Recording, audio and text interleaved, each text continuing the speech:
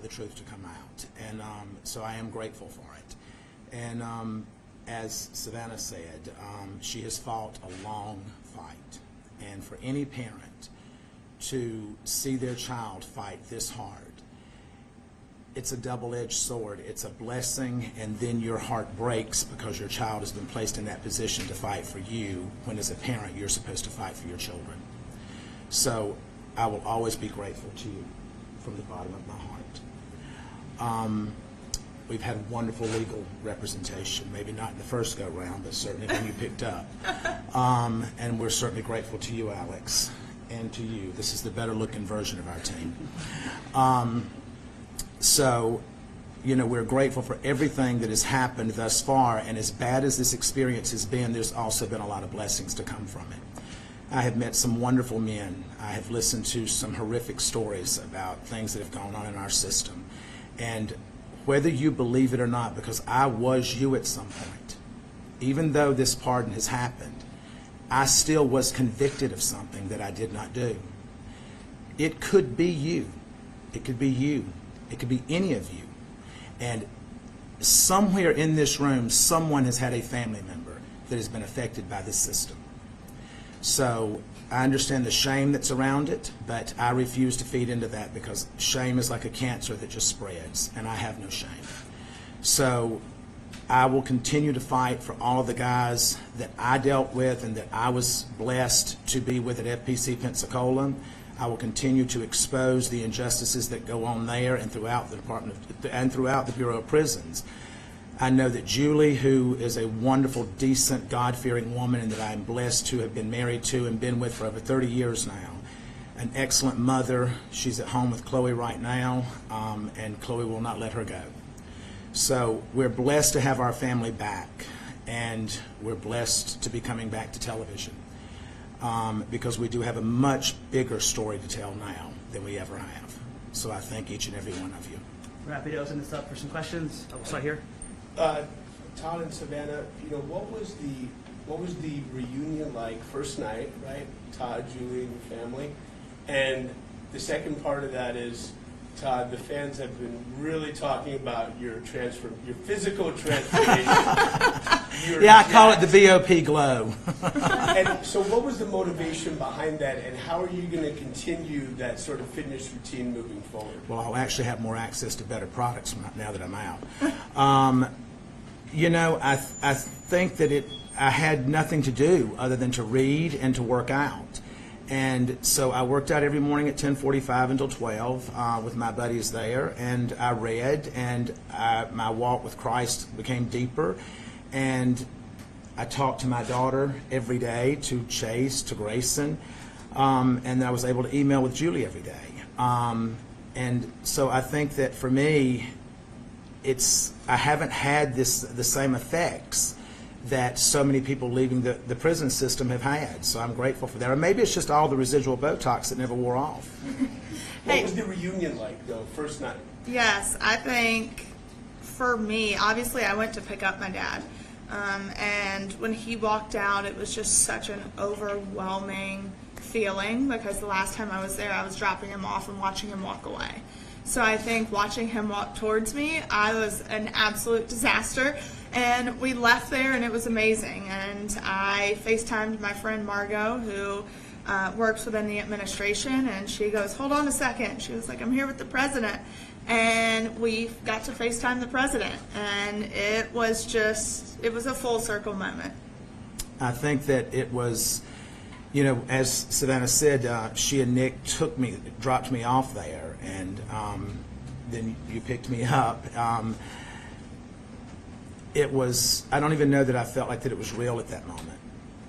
And I woke up the first morning, and I was looking around, I'm like, this is really real. I'm home. So I was grateful for our family to be all back in the same room, to be together, to share a meal together, to pray together, and to know that we're still in the fight together. Question second row. Mr. Chrisley, do you have any remorse for the actions that led to your convictions? Oh, you must be CNN. Do I have any remorse? I would have remorse if it was something that I did. Well, your wife did apologize last year in federal court. Well, let me explain to you how that works, if you don't mind. Yeah. you're placed in a position as a defendant to either bow down and kiss the ass of the Department of Justice and accept responsibility for things that you did not do in order to avoid a stronger sentence. And the corruption that went on in our case is going to continue to unfold, and Alex is going to continue to give each and every one of you the evidence that as it comes in. Next question. You haven't seen your wife in so long. Hearing her voice, seeing her, what was that like? It was overwhelming. It was overwhelming. Julie and I have been together for over 30 years, and she is my best friend. We have raised our children together, a grandchild that is now my legal daughter, and we've had all the ups and downs. You know, we've gone through breast cancer together. We've gone through multiple medical procedures with her, and it was great to be home. No matter where that is, as long as she's there, it's home. Got a question up here? Okay, guys. Well, welcome home, Todd. Thank you so You're much. welcome. I know this has been a big journey for you and for you, Savannah. What is one thing that happened behind the scenes that maybe you want the public to know and to understand?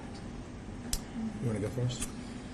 I think, obviously the biggest misconception right now is that I either paid for a pardon or slept for a pardon. That's something I would like, that's the biggest misconception right now. And if people knew the countless hours and the money and the time that I spent going to D.C., literally with not a meeting scheduled, and I just got on a plane and went and said, I'm going to be in the right room at the right time and meet the right people.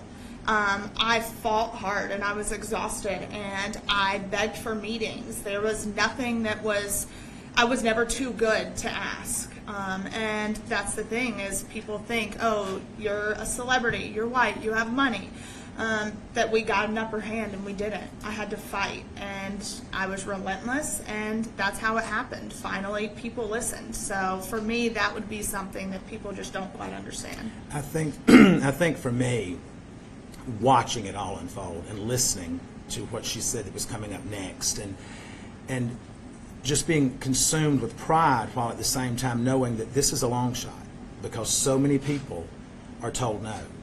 And being in the prison system, anyone that says that it's a fair shake, it's not. Because I dealt with young African American males in the prison that I was in that were not treated the same. They were denied programming. They were denied access to certain things. I was not denied that, but we know why I wasn't denied that. And so I think that is a much bigger picture that we all as a society as a whole need to look at, that we are one.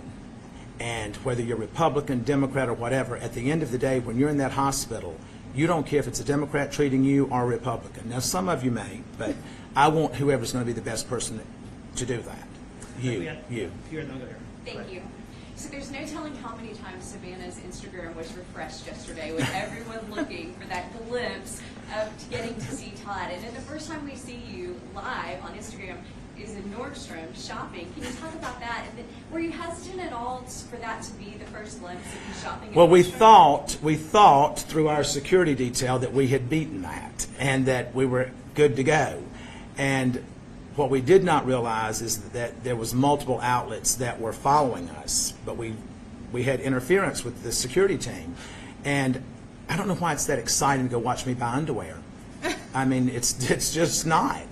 But we went in to grab a few things because I have an event to go to tomorrow, and then we looked up and this people in Nordstrom's coming and said, "You need to understand that the press is here. The press is here," and so I'm like, they're just wanting this one first picture, and so I said, "Go live with it." I says, and that stops them, and so that's what we did.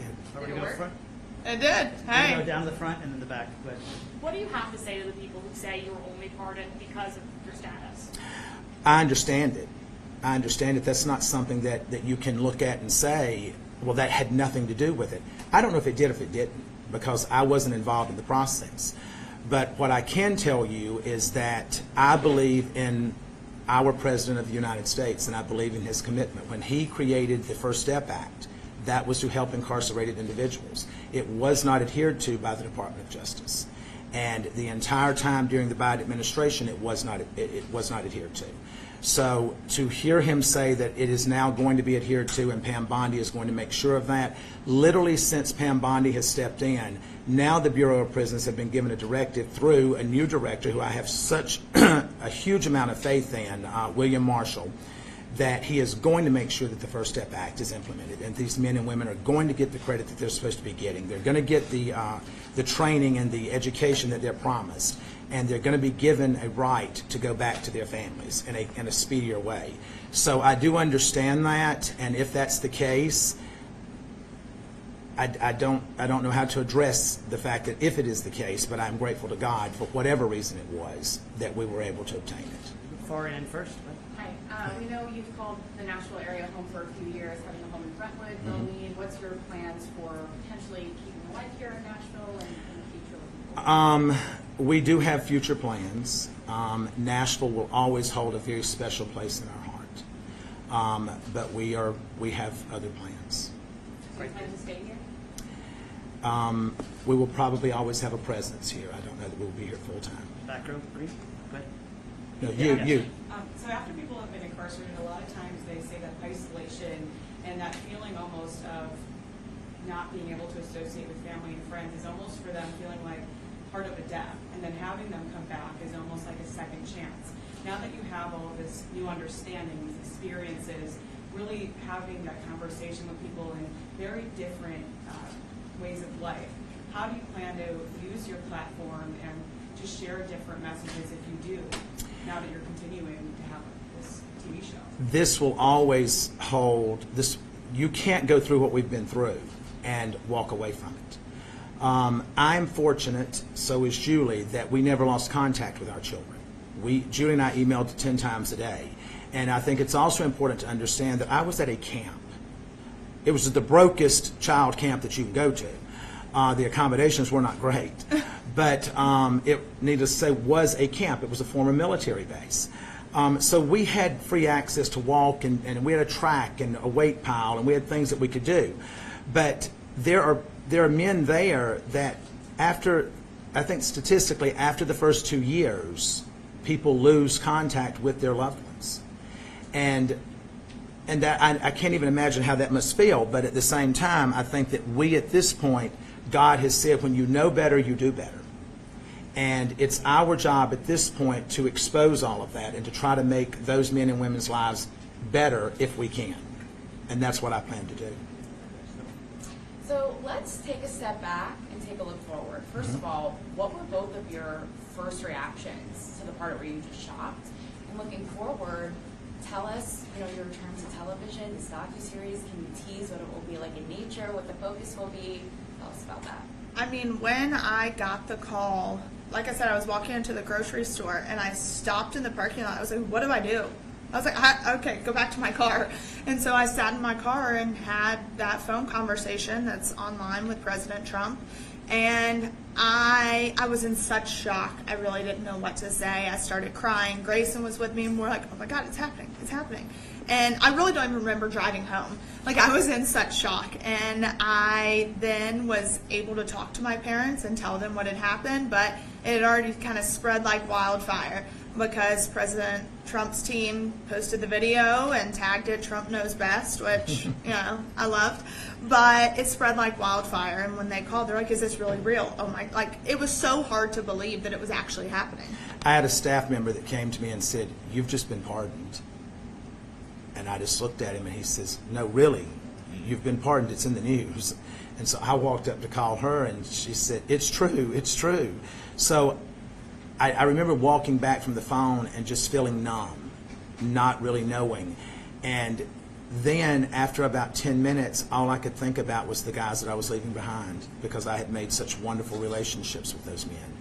And when I left that day, there was only 317 men at our camp, but they were lined up shouting when I was walking out. And they were saying, don't leave it, don't forget us, don't forget us. And my commitment is to them that I will never forget them.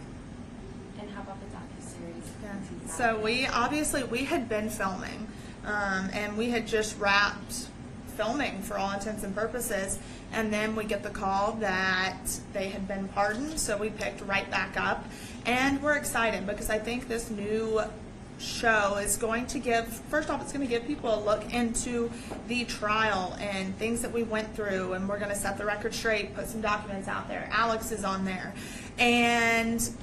But it comes full circle because we go back and then we get to the point where mom and dad are pardoned, and now we move forward with our lives. And I know for me personally, now I get to be a normal 27-year-old, almost 28. And so my goal, it's like we were talking last night, it's like I'm traveling to 30 countries by the time I turn 30. But going to DC is going to be, I will be there a lot more because now I hope to work with the Federal Bureau of Prisons and Billy Marshall and help them expose the corruption because he has vowed to hold people accountable if there has been abuse and corruption to occur. So I'm extremely excited for that and to work with some organizations, put bills in front of Congress, especially for women who are incarcerated. So that's kind of our goal. And then obviously they've already got all the offers rolling in, so it's going to make life so much easier. You'll see him on quite a few different shows, I have a feeling. So. Can you One more confirm- question, and then I think we're... Can Todd confirm that you will be a part now of the second portion of the series? We are. Yep. Yeah, we started filming literally the night that we got home. As soon as we got home. So I think with this new series, you will see the first time he and mom see each other for the first time. Last question. Let her have this question. So I understand you're saying you were wrongfully convicted and that information will come out, but my question is, so, you know, it was under the first Trump administration when the investigation happened and the charges, so how can it be political? Well, if you will look at the individuals that prosecuted this case and that lied to the courts, and these prosecutors are no longer with the U.S. Attorney's Office. Tommy Krepp left and is now at the FDIC. Annalise Peters, she is now with Meta. You don't go to Meta and give up a career as a prosecutor. That's not what you do. You don't go to the graveyard of the FDIC when you're trying to build a career as a defense attorney. So I also think it's very important to note that it took 7 years to issue a formal indictment. Exactly. So the investigation was going on for almost a decade. And when you look at it, our judge was the youngest African-American female appointed by Obama. So she allowed so many things to come into trial with the Fourth Amendment violations, and magistrate judge ruled that all the evidence must be thrown out because it was obtained illegally. So we don't know if stuff was planted. Mark Braddock was involved. He got full immunity from the government. So the whole trial was just messy and tainted. And when the magistrate judge ruled the evidence was not allowed in, the Obama appointed judge said, nope, I don't care. We're allowing it all in. And with an email that said, we need to catch a big fish. And the response was, well, Todd Chrisley is the biggest fish in Atlanta right now. And I think it's also important to note that the Office of Inspector General ruled in our favor in their documents, that in their investigation, that stated, we agree that the Chrisleys were unfairly targeted. We substantiate Due to their celebrity status. Yes, we substantiate the Chrisley's claims that they were unfairly targeted. So at the end of the day, I will sit and say, as his daughter, I believe in law and order. If I believe that my parents did exactly what they were accused of doing, then yes, you have a consequence. You have for a that. consequence for it. Do I think the consequence should have been 12 years? No, I do not. That's not even a fair sentence if it was true. But I know in my heart of hearts it was not true. I caught these prosecutors in so much misconduct, speaking to the judge, having ex parte communications.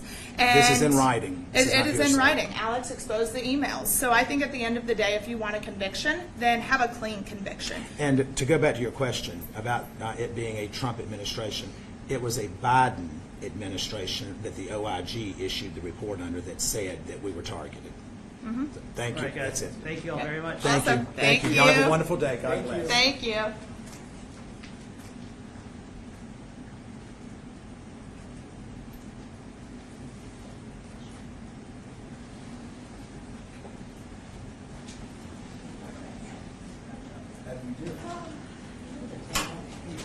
Thank y'all for coming. If you guys need anything, I can give you a card or my email, phone number, whatever y'all need. I'm here to help. Thanks. So Alex will talk to us. I have some questions.